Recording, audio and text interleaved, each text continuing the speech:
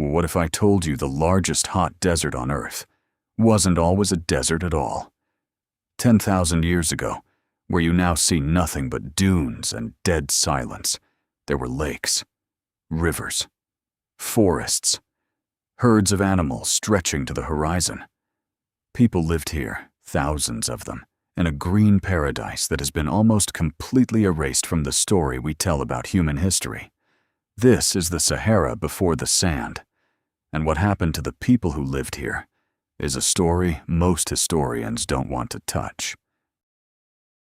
This isn't a theory.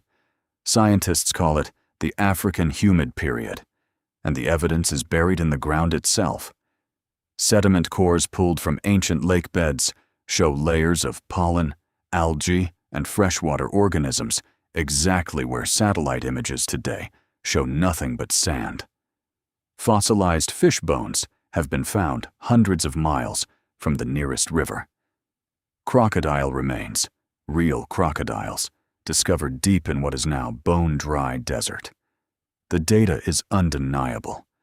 Roughly 11,000 years ago, monsoon rains shifted north, and the Sahara, for about 6,000 years, became one of the most fertile regions on the planet.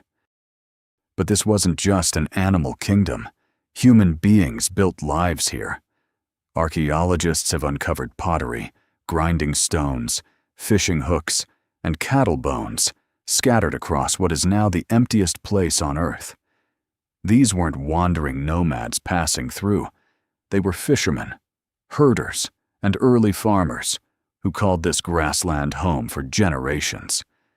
Entire communities rose here, thousands of years before the first stone of any pyramid was ever laid.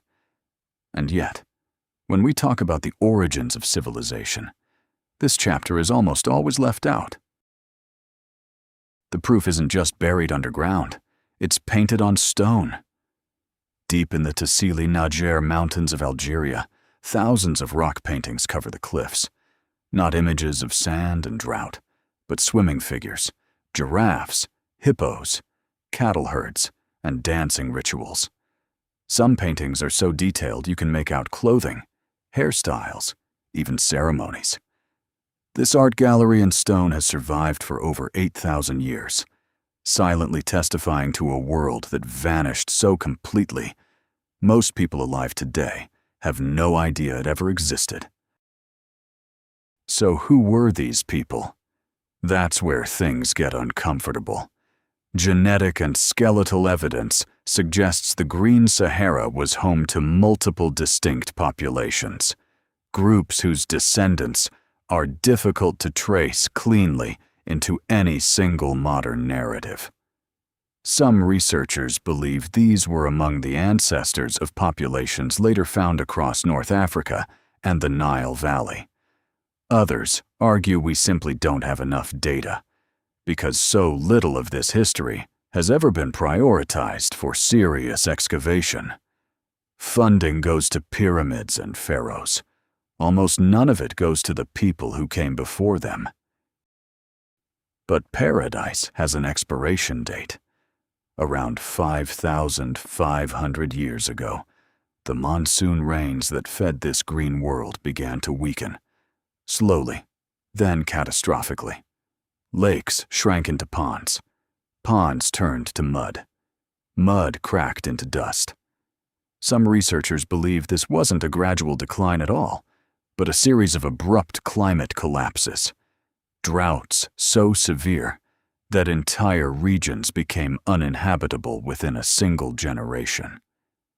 The grasslands that had sustained life for 6,000 years began to disappear beneath the very sand we recognize today. As the land died, the people had two choices: adapt or leave. Most chose to leave.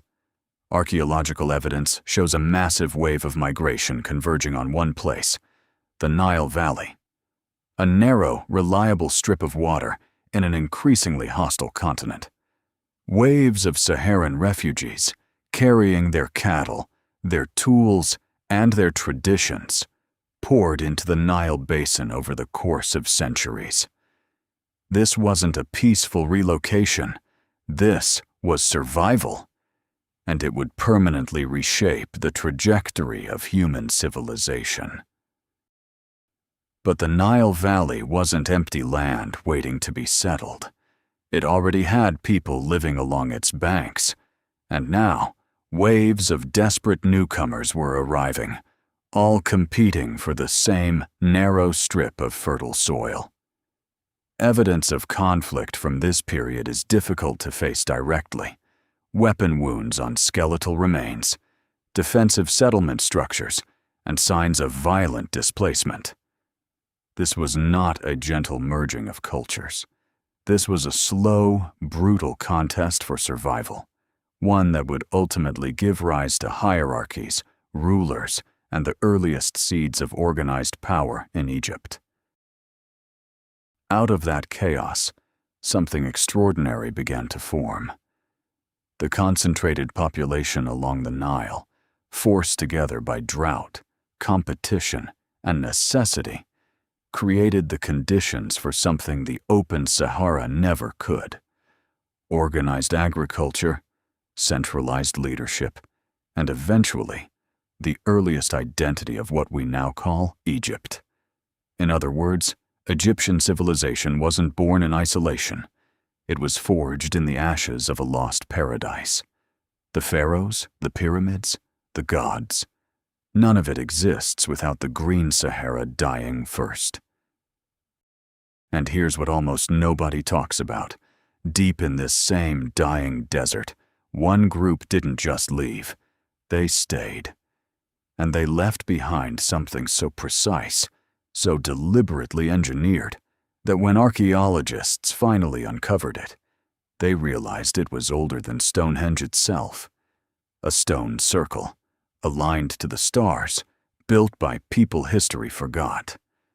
What was it for? And why has almost no one heard of it? That's next.